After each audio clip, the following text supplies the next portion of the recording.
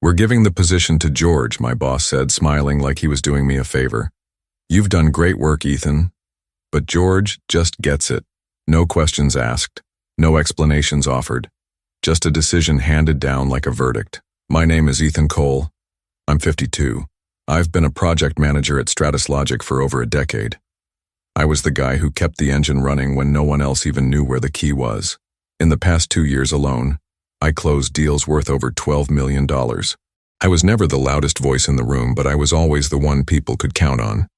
George Neal, 34, charismatic, always smiling, always with the perfectly rehearsed answer ready to go.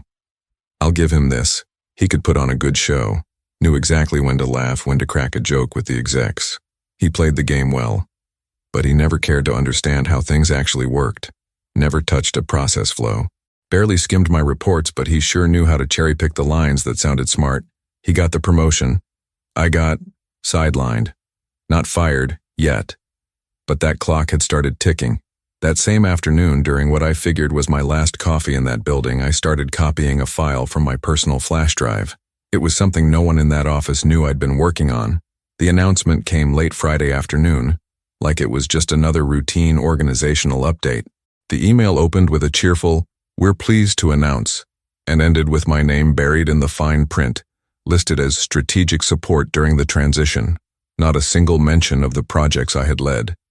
Not one line about the years I single-handedly delivered solutions that brought in over $12 million in revenue for Stratus Logic. What stung more? No one seemed surprised. Most people already knew.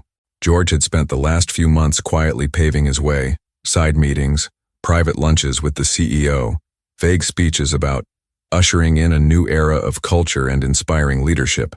The following week, I was asked to brief the new director, George, on the company's key operational flows. I got an invite to a meeting labeled Strategic Handover, like I was passing a baton I never truly held to begin with. George walked in wearing that same old blue blazer, grinning like the whole thing was some inside joke. He held a notebook, but didn't write a damn thing. Every time I walked him through a process, he'd cut me off to ask if we could just streamline it all with a more modern solution. Buzzwords. That's all it was. Not a single real question. No genuine curiosity. Just a guy trying to look like he knew what he was doing, when he absolutely didn't. It hit me then. The humiliation wasn't going to be a one-time thing. It was going to be slow, deliberate, a symbolic replacement. While I spoke, George scrolled through his phone or made side comments to another manager, one of his old MBA buddies. I started to feel like a background extra on a stage I had built with my own hands. Week by week, he began presenting ideas I had casually shared months earlier, as if they were his own. He even used my phrases, my exact examples from past meetings with the team. It was like watching someone else perform my work, just with better hair, a louder voice, and no real understanding of the role he was playing. That recent platform integration project? He pitched it as his brainchild to align technology with purpose. The scalability roadmap I'd been refining for over a year? Suddenly it was part of George's new strategic vision. He copied my slides, renamed the files, and deleted my name from the footer. And me? Great technical support, Ethan. As always, my boss said. One of the few times I was even acknowledged. That cut deeper than any pay reduction. Deeper than any unfair reprimand I'd ever taken. Because this wasn't about money. It was about being erased. And if you've ever been erased, you know silence wounds more than any scream ever could. One afternoon during a team coffee break, an old colleague, someone who'd known me since the early days, came up quietly and said, "I know it wasn't fair. Everyone knows." I nodded in thanks, but inside something had already shifted. A part of me had stopped fighting to be seen and started watching instead. Just watching. I watched George fumble basic capacity calculations. I watched his newly implemented processes cause confusion across the frontline teams. I watched client requests fall through the cracks because of a botched system he'd ordered from one of his consultant buddies. And more importantly, I watched how no one asked me anything officially anymore. But they still came to me when things broke. Quietly, behind the scenes, eyes low, like asking for help from someone who wasn't supposed to exist. That's when a harsh truth settled in. I was essential, but invisible. The kind of professional people only remember when he's gone. And maybe it was time to go. But not just leave. Not with some polite resignation or a sad farewell note. If I was going to walk out, it would be on my own terms. Quiet, yes, but with the kind of silence that echoes when you're finally missed, and it's too late. That night I got home early, sat down in my home office, pulled out an old folder, notes no one at Stratus had ever asked about, an idea I'd quietly started building years ago, a strategic automation system that could change the way companies like Stratus operate. They thought I was just a technical guy, a spreadsheet executor. They had no idea what I was about to build. I started showing up 5 minutes late, after years of being the first to turn on the lights on our floor. That alone said everything. I also began eating lunch alone. People noticed, but no one said a word. Honestly, I preferred it that way. I felt like an old part, still working, still reliable, but no longer in the company's shiny new catalog. In the hallways, all the buzz was about George. He's got vision, they said. He speaks the board's language. Meanwhile, the reports he was supposed to review came back riddled with basic errors. Project timelines were built on shaky estimates that didn't match what was actually happening on the ground. Deliverables were half-baked, but it all got dressed up with pretty graphs and polished storytelling. The new game wasn't about delivering results, it was about selling a narrative. The worst part? The quiet complicity of the other managers. They knew he couldn't handle the job, but no one wanted to rock the boat, not when George was the CEO's golden boy. So they played along, pretended everything was fine, and when things started to go sideways, they came to me. Always quietly, always off the record. "Ethan, can you just take a quick look at this plan, just to make sure we're not missing anything?" I'd review, fix, deliver, then disappear. One of those weeks, I stayed late to clean up a critical workflow George had approved without understanding a single detail. I caught the mistake just in time, saved a multi-million-dollar contract from going off the rails. The next morning, George presented the solution as the result of a collective effort led by his leadership team. He didn't mention my name, not once. Something inside me broke for good that day. I started printing my old notes at home, drafts of ideas I'd been nurturing for years. Concepts that could automate entire processes. Ideas I never got to implement because they were not a priority or outside the scope for this quarter. Now I understood. It was never about the quality of the ideas. It was about who said them in the right room. I began clocking out right on time, stopped joining discussion groups and dropped out of meetings I once led. When people asked for something, I delivered. No delay, no mistakes, but no spark, no soul. I did the bare minimum, flawlessly, but with nothing behind my eyes. It was like watching my own funeral in slow motion. I was still there, but I didn't belong anymore. At home, my nights changed. Instead of reviewing team tasks, I started coding. I dove back into my strategic automation project, rebuilt algorithms, tested prototypes. I was creating a system that could completely overhaul the operational model for companies in our sector. Resource optimization, redundancy elimination, adaptive intelligence workflows, a fully functional engine built from scratch in the quiet shadow of neglect. Meanwhile, over at Stratus, the cracks were starting to show. Minor operational hiccups turned into large-scale problems. Clients began complaining about delivery inconsistencies. Delays were brushed off with motivational meetings. George even organized an engagement happy hour to try to calm the team down. I didn't go. They said my absence was noticed. I hoped it was. My boss called me in on a Wednesday afternoon, wanted to check if I was doing okay. I said I was fine, just focused. He hesitated, then tried to compliment my collaborative spirit despite all the changes. I thanked him. Nothing more. I walked out of that office knowing that he knew I was pulling away, but he also knew he couldn't afford to lose me. Not yet. Because deep down he understood. I was the one quietly holding the invisible strings together. That's when I started building my exit plan. No rush, just precision. I wanted to leave clean, with dignity, no breadcrumbs, and no instruction manuals. That Friday evening, I got home and found an auto-generated email in my inbox. Subject line, Process Restructuring, a new George Neal initiative. It was a blatant copy-paste of a proposal I had submitted 2 years ago, completely ignored at the time. Now it was back, dressed in a new font, new logo, new signature. I smiled.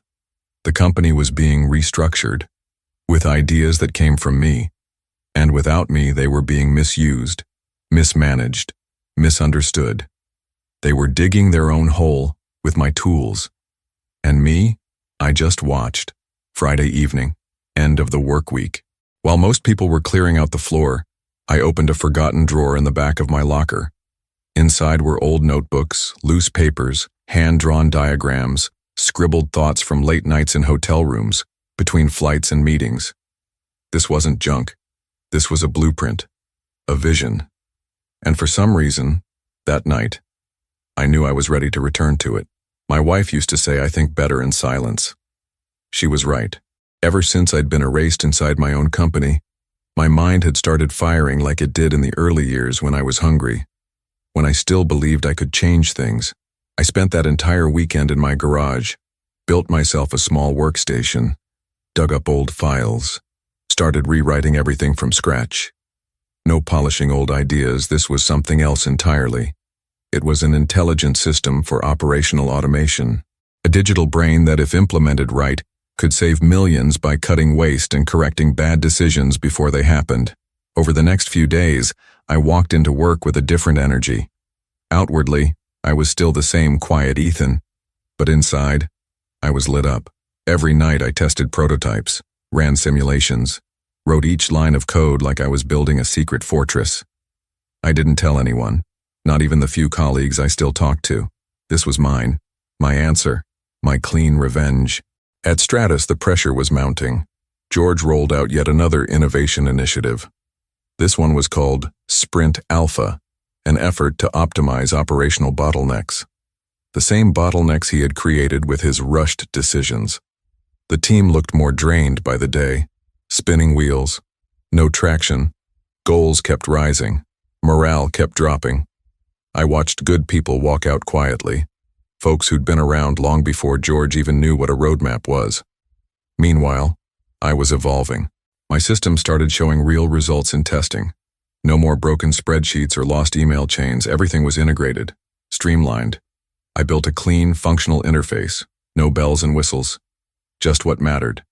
Efficiency, waste reduction, real intelligence applied to the factory floor, customer service, and planning cycles. One day, during one of George's generic meetings, he presented a new, disruptive idea that made me chuckle inside. He tried to describe an automation logic he clearly didn't understand. One slide read, "Predictive decision-making based on dynamic data." Without knowing it, he was clumsily describing something I had already built. The difference? In my system, it actually worked. That's when I decided it was time to start showing the project outside. I reached out to a contact in the industry, a former technical director at a rival company, a guy who'd always respected my work. I sent a short email with a single encrypted attachment, a demo video of the system in action. He called the next day. "Ethan, this is big. Have you thought about selling this?" I replied, "I've thought about building it, with people who actually understand the value of what they're holding." The conversation moved fast. 3 days later, I was sitting in a downtown cafe, presenting my system to a group of executives from Data Nova, a mid-sized company, agile, hungry to grow. They sat in silence through most of the demo. When I finished, one of them finally spoke. "This isn't software. This is a foundation." Another added, "You'd have complete freedom to implement this here." I didn't close the deal right then. I asked for time. There was still one thing I needed to do. The following week, I scheduled a formal meeting with HR at Stratus. I brought just one envelope with me, walked in, sat down, and calmly said, "I'd like to formally submit my resignation." The woman across the table widened her eyes. She asked to call my manager. George walked in 10 minutes later, unprepared, but still wearing that plastic smile. "Is everything okay, Ethan? Maybe we can talk?" I handed him the envelope. Inside was a short letter, direct, no emotions, no parting words. He tried to keep me. Spoke about a career path, about getting you back into a leadership role. I just thanked him, said my time had come. I didn't say where I was going, or what I was about to launch. As I was leaving, I stopped at his office door. He thanked me for all my years of collaboration and wished me good luck. I looked him straight in the eye, smiled, and simply said, "You're going to need it." The Monday after I left, I woke up without an alarm. No rush. No traffic waiting. Just silence. The kind of silence I had longed for and feared for years. I had my coffee on the balcony, staring at the gray morning sky, and I caught myself smiling. I was free. Not in the poetic sense of the word, but free from the toxic dynamics of a place that no longer belonged to me. Free to build something where I didn't have to negotiate with mediocrity dressed up as charm. My first move wasn't to open a laptop. It was to open a notebook. At the top of the page, I wrote the name of the system. Atlas. Symbolic. Simple, but heavy. The one who carries the world. And that's what my system did. It carried, with logic, with foresight, with intelligence, operations that had once depended on improvisation and inflated egos. I spent the next few days organizing documentation, system architecture plans, scalable modules. I created demo videos, built technical presentations, combed through the base code line by line. Because I knew, if I was going to pitch this to investors or potential clients, there could be no loose ends. Everything had to be solid, complete, undeniable. Meanwhile, across town at Stratus Logic, the cracks were starting to split wide open. Someone from the team sent me a quiet message on LinkedIn. "George is trying to roll out a new integration API. The system crashed. Emergency meetings every day, no one knows what to do." I saw the message, didn't reply, didn't even smile. Data Nova invited me to a second meeting, this time with both the CTO and the CEO present. They had studied Atlas, came with precise questions, pushed boundaries. I appreciated that. They weren't there to flatter me. They were there because they understood what they had in front of them. At the end of the meeting, the CEO said, "You're not a consultant, Ethan. You're a solutions architect. And we want this to be yours as much as it is ours." They offered me the role of chief product architect, with full autonomy, a dedicated team, and profit sharing. No bloated org charts. No endless committees dragging decisions into oblivion. Real freedom. I accepted. But I had one condition: 3 months of silent incubation. During that time, we would work in total secrecy, just a small team, validating Atlas in real environments, but without any public exposure. I wanted to be ready before the market even knew what was coming. By the end of that month, I built my new team. People I respected. People who had been cast aside for not fitting the culture elsewhere. I brought in an analyst who'd been demoted for questioning broken processes. An engineer who got fired for being too strict about quality. A brilliant but quiet programmer. Someone who was constantly overlooked in meetings. Every one of them had scars. Every one of them had real value. And Atlas kept evolving. By week 2, we had integrated the system into a real supply chain, from an automotive supplier. In just 1 week, we cut response time by 37% and eliminated 5 rework loops nobody even knew existed. In week 3, a mid-sized client ran a pilot. They closed the quarter with an 18% increase in operational margin. No posts, no press releases, no noise. I just took notes. Meanwhile, the messages started trickling in. Former colleagues, industry contacts. Even one of the board members at Stratus reached out, just to grab a coffee. I declined. It was still too early. It wasn't time yet. But deep down I knew the shift had already started. Atlas was ready to breathe on its own. And me? I was finally ready to watch, really watch, something mine take root and thrive, far away from the people who had always demanded everything from me, but never once truly listened. They thought they'd let me go. What they didn't realize was I was the one who had disconnected them. The call came on a Wednesday afternoon. Unknown number. I almost didn't pick up. On the other end was a voice I hadn't heard in years. Diane Keller, former COO at Stratus. She had left during the restructuring 2 years back when George was still just the rising favorite.